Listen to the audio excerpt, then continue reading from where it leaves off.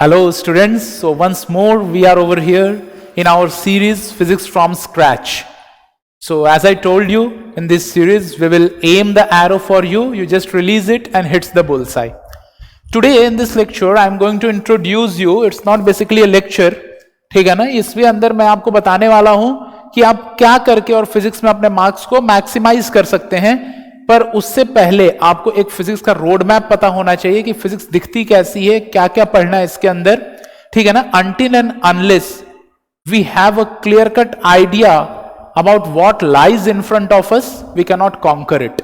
जब तक हमारे पास एक क्लियर कट आइडिया ही नहीं है कि हमारे सामने क्या पड़ा हुआ है, हम उसको कॉन्कर कैसे करेंगे, ठीक है ना। तो सबसे पहले तो हम देख लें कि हमारे पास सामने है क्या, फिजिक्स कैसी दिखती है। तो this is class 11th physics what I have written over here. ऐसा ही हमारी सीरीज आगे बढ़ती रहेगी, हम क्लास 12th के लिए भी डिस्कस करेंगे। आज ये पूरा क्लास 11th का भी हम नहीं डिस्कस करेंगे, पहले एक मैं आपको ओवरव्यू दे रहा हूं कि फिजिक्स दिखेगी कैसे, और फिर इसके पहले पार्ट के बारे में हम लोग डिस्कस करेंगे। ओके, सो यहां पे आप देख सकते हो क्लास 11th फिजिक्स में बेसिकली 5 यूनिट्स में ये डिवाइडेड है, ठीक है ना।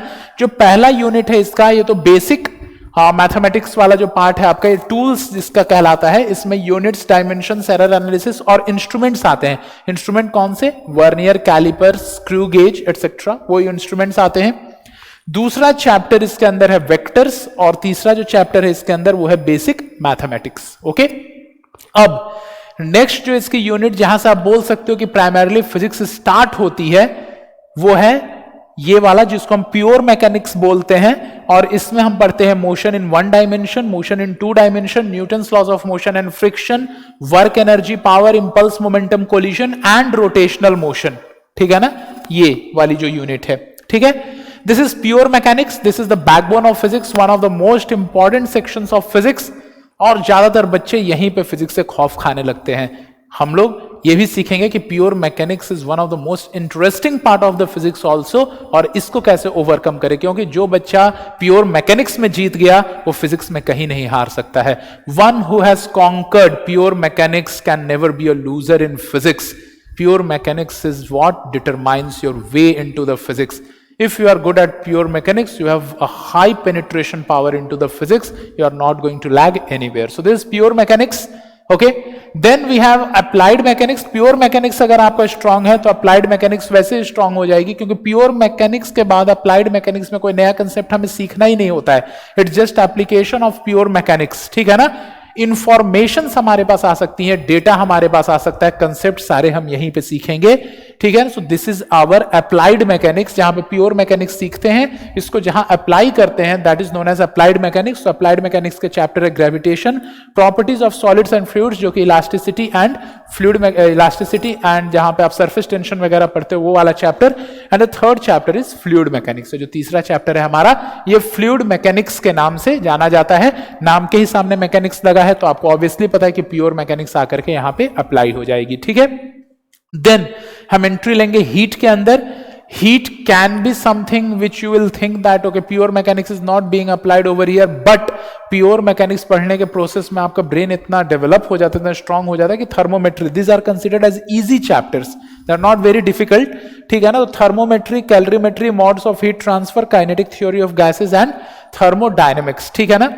नीट काका पे मैं पहले भी डिस्कस कर चुका हूं हमारे शुरुआती वीडियोस में कि कौन से चैप्टर से कितने क्वेश्चन आते हैं, how to score more than 160 in physics, how to score more than 90 in physics, ये सारी चीजें हम लोग पहले डिस्कस कर चुके हैं कि कौन से चैप्टर से कितने क्वेश्चन आते हैं। मैं फिर से उन चीजों को डिस्कस करूंगा, just I am giving you now an overview. तो ये हमारी जो ओवरव्यू है ये हीट वाले चैप्टर्स को लेकर के है, thermometry, calorimetry, modes of heat transfer, kinetic theory of gases and thermodynamics, ठीक है। नेक्स्ट जो इंपॉर्टेंट चैप्टर्स हैं, जो हमारा लास्ट सेक्शन है that is known as oscillations. तो इसमें हमारे पास 2 चैप्टर आते हैं, simple harmonic motion and then उसका बड़ा भाई, उसका जो बड़ा पार्ट है waves, which is one of the largest chapters also, 2 हिस्सों में बटा हुआ है, ठीक है ना। तो this is our overview of physics जो हमको क्लास 11th में पढ़नी है, ठीक है। ये देखने से आपको भले डेंजरस लगे बट बहुत मासूम सा सब्जेक्ट है, बहुत इजीली हम लोग सीख जाते हैं इसको। कुछ स्टेप्स को फॉलो करें, जैसा कि नीट काका आपको एडवाइस करेगी, नीट काका जिस पटरी पे आपको रखेगी और जैसे आपको एरो को शूट करेगी या आपके लिए एरो को जैसा निशाना साधेगी, बिल्कुल वैसे ही आप लोग अपने बिहेवियरल कैरेक्टरिस्टिक्स को शो करना और आप लोग रेस को जीत जाओगे, ठीक है। तो पहली चीज है unit dimension, error analysis and instruments, ठीक है। आज का वीडियो बेसिकली इंट्रोडक्टरी वीडियो है इसको लेकर के, फिजिक्स फ्रॉम स्क्रैच के, बट मैं इस सेक्शन को डिस्कस कर ही लेता हूं क्योंकि ये स्मॉलर सेक्शन है और इस सेक्शन से आपको 8 to 12 मार्क्स हमेशा मिल जाएंगे, ठीक है ना। 8 मार्क्स तो कम से कम इस सेक्शन से हमें मिल ही जाते हैं और 8 मार्क्स कम नहीं होता। फिजिक्स जैसे सब्जेक्ट में आप एक बात समझना, बायोलॉजी और केमिस्ट्री अच्छा करने के बाद, जो ज्यादातर बच्चे अच्छा करते हैं, तो बायोलॉजी और केमिस्ट्री अच्छा करने के बाद जब आपके मार्क्स ज्यादातर लोगों के सैचुरेट हो चुके होते हैं, फिजिक्स में आप जितना एक्स्ट्रा मार्क्स स्कोर करते हो उतनी आपकी प्रोबेबिलिटी आगे बढ़ती है। देखिए, एक ऐसा यहां तक का लेवल होता है जहां तक सब उठते हैं आपके बगल में, तो वहां तक कोई डिटरमाइनिंग फैक्टर नहीं है।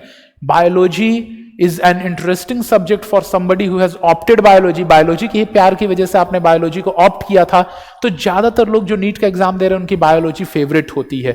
तो जब तक आप बायोलॉजी में स्कोर कर रहे हो, आप रेस में बने हुए, आप बायोलॉजी में अफोर्ड नहीं कर सकते हो कम मार्क्स लाना, क्योंकि बायोलॉजी तो सभी की फेवरेट है। वहीं पे आपका कम मार्क्स आ गया तब तो मामला खराब हो जाएगा।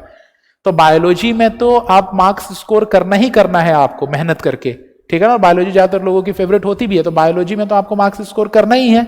लेकिन बात यह भी है कि बायोलॉजी ज्यादातर लोगों की फेवरेट है, तो ज्यादातर लोग वहां पे स्कोर कर रहे हैं। तो जब तक बायो में आप मार्क्स स्कोर कर रहे हो, you are maintaining your self in the race, okay, आप रेस में बने हुए हो, लेकिन you have not done something to win the race as of yet, ठीक है। फिर आती है केमिस्ट्री के अंदर एंट्री। ये केमिस्ट्री के भी जो 1-2 सेक्शंस होते हैं ज्यादातर लोगों के फेवरेट होते हैं, फिजिक्स के मुकाबले तो ज्यादा ही फेवरेट होती है। जो सबसे ज्यादा हेटेड सब्जेक्ट है नीट के एग्जामिनेशन में, इट इज फिजिक्स। और जब आप बायोलॉजी और केमिस्ट्री को कंप्लीट करके और फिजिक्स में एंट्री लेते हो, तब ज्यादातर लोगों के पेन डाउन हो गए होते हैं, ठीक है ना। नीट में अगर 17 लाख बच्चे बैठ रहे हैं, तो 17 लाख में 1,70,000 ही है जिनको फिजिक्स आती है, बाकी सब वही है जो कि बायो की प्रेम की वजह से वहां पर बैठे हुए थे, ठीक है। तो आप बायो में इसलिए मार्क्स कम लाना अफोर्ड नहीं कर सकते, आप केमिस्ट्री में भी कम मार्क्स लाना अफोर्ड नहीं कर सकते हो एक ऐसे एग्जामिनेशन में जहां पर खुद हमारे इंस्टीट्यूट के ही बच्चे 175-180 तक केमिस्ट्री में स्कोर करते हैं हर बार।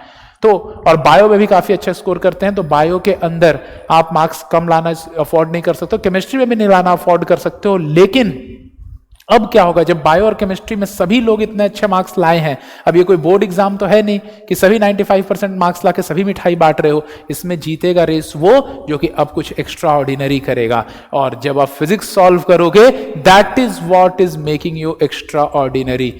आपको पता है कि opportunities are always in disguise. Opportunities हमेशा they are in disguise of difficulties. Difficulties बन के आपके सामने अपॉर्चुनिटी आती है। अगर वो इजीनेस के फॉर्म में अपॉर्चुनिटी आपके सामने आती तो हर कोई ग्रैब कर चुका होता उसको।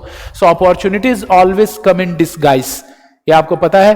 तो अपॉर्चुनिटी फिजिक्स के रूप में आपके सामने आएगी, और फिजिक्स में एक एक क्वेश्चन एक्स्ट्रा करना मतलब कि you are giving a very, you are getting a very high prop shoot, or you are getting a very high proper forward step, okay, in the direction of getting selected in NEET examination। तो ये बहुत ज्यादा जरूरी है कि आप NEET में physics में स्कोर करो, क्योंकि अगर आप नीट में फिजिक्स में नहीं स्कोर कर रहे हो तो प्रॉब्लम वहीं पे लाई करेगी कि दोनों सब्जेक्ट्स बहुत अच्छा करके भी आप सिलेक्ट नहीं हो पाओगे, क्योंकि मेडिकल एग्जामिनेशन में कुल मिलाकर के 50,000 से ज्यादा सीटें नहीं हैं, और 17 लाख में 50,000 बच्चों को फिजिक्स तो आती ही होगी। तो जो फिजिक्स जानने वाले हैं वही सिलेक्ट हो जाते हैं, क्योंकि बाकी सब्जेक्ट, बाकी दोनों सब्जेक्ट्स के बेसिस पे आप कितना मार्जिन दे दोगे जो फिजिक्स जानता है उसको। और इस भ्रम में भी मत रहना कि जो फिजिक्स जानता है वो बायो और केमिस्ट्री नहीं जानता होगा। जो फिजिक्स जानता है वो तीनों ही सब्जेक्ट जानता होगा, वो आप उसको बायो और केमिस्ट्री में भी अंतर नहीं दे पाओगे। तो जो फिजिक्स जानता है, सिलेक्शन आज के टाइम पे जहां पे कट ऑफ 580 to 600 के बीच में जा रही है, मेरा फिजिक्स का आपका बेड़ा पार नहीं होने वाला नीट के एग्जामिनेशन में। So do not develop hatred for this subject, this is very important, I am telling you right from the beginning. अगर आप डे टू डे वर्क करोगे, this is going to feel as the easiest subject, because it settles down somewhere in your superconscious और सब conscious brain. ये दो regions में जाकर settle होता है। जैसे कि साइकिल चलाना एक बार इंसान सीख जाए तो जिंदगी भर नहीं भूलता। थोड़ी उसकी प्रैक्टिस कम होने की वजह से हो सकता है कि जब वो प्रैक्टिस में था तो भीड़ में भी बहुत स्पीड से निकाल लेता था, प्रैक्टिस कम हो गई समय के साथ तो थोड़ा भीड़ में धीरे धीरे निकालेगा, लेकिन गिरेगा नहीं। फिजिक्स सीखना भी ऐसा ही होता है, it's a skill development. You develop a skill आप आसानी से इसको सीख नहीं पाओगे। साइकिल भी आसानी से नहीं सीखा था आपने, चढ़ के गिरे थे आप 4 बार तब साइकिल चलाना सीखा था। फिजिक्स में भी यही होगा, 4 न्यूमेरिकल रॉन्ग करोगे, 4 बार एक ही न्यूमेरिकल को रॉन्ग करोगे तब जाकर के कहीं सही आंसर आएगा। लेकिन एक बार सही आंसर एक बार सही आंसर आपसे आ गया तो जल्दी अब भूलोगे भी नहीं उसको। Physics comes with great effort, बहुत एफर्ट लगाने पे आती है, and goes with a greater effort, बहुत एफर्ट लगाने पे भी नहीं जाएगी आपको छोड़ करके वो, ठीक है ना। तो धोखा नहीं देगा ये सब्जेक्ट आपको एग्जाम में। अगर ये सब्जेक्ट आपका स्ट्रांग है तो will emerge as the winner. ये एग्जामिनेशन में आपको ये वाला सब्जेक्ट धोखा नहीं देगा, ये समझ रहे हो आप लोग। So as I am guiding you, just be the way I am telling you to be, okay, and you are going to secure very good marks. तो हम बात करते हैं units, dimension, error analysis and instruments. इसमें से हर बार exam में 2 question आता ही आता है। एक क्वेश्चन आएगा आपके एरर एनालिसिस पे और एक क्वेश्चन आएगा या तो प्रिंसिपल ऑफ होमोजेनिटी पे, जिसमें से 20% चांस है प्रिंसिपल ऑफ होमोजेनिटी पे आने का और 80% चांस है डेरिवेशन ऑफ फॉर्मूले बाय डायमेंशनल एनालिसिस। तो इस चैप्टर में जो 2 हेडिंग्स आपकी बहुत स्ट्रांग होनी चाहिए, it is number 1 derivation of formula.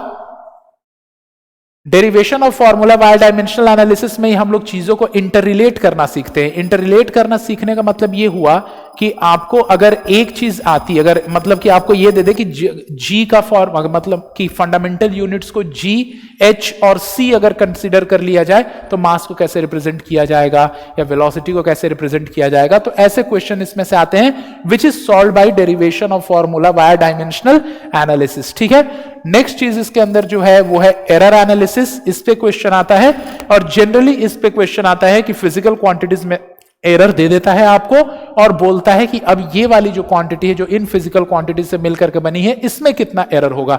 So generally उसी पे बेस्ड क्वेश्चन आता है इसके अंदर। So it is derivation of formula by dimensional analysis and error analysis. इस पे से 2 क्वेश्चन आएंगे ही आएंगे 8 मार्क्स के, ठीक है। और ऐसा देखा गया है कि अगर कोई एक हेडिंग इसमें से नहीं आया तो फिर क्वेश्चन इंस्ट्रूमेंट्स पे आ जाता है, और इंस्ट्रूमेंट जो है वो हमारा वर्नियर, कैलिपर्स और स्क्रू गेज है। तो 3 चीजें इसमें ध्यान रखना है। प्रोपगेशन ऑफ एरर्स नाम की एक हेडिंग है इस चैप्टर के अंदर, एक हेडिंग है derivation of formula by dimensional analysis और एक हेडिंग है vernier, callipers and screw gauge. ये बहुत बाकायदा ये इन तीनों हेडिंग्स को कवर किया गया है हमारे नीट काका का चैनल, नीट काका का जो चैनल है और नीट काका ऐप पे, ठीक है। तो आप बहुत अच्छे से उसका फायदा उठा सकते हो।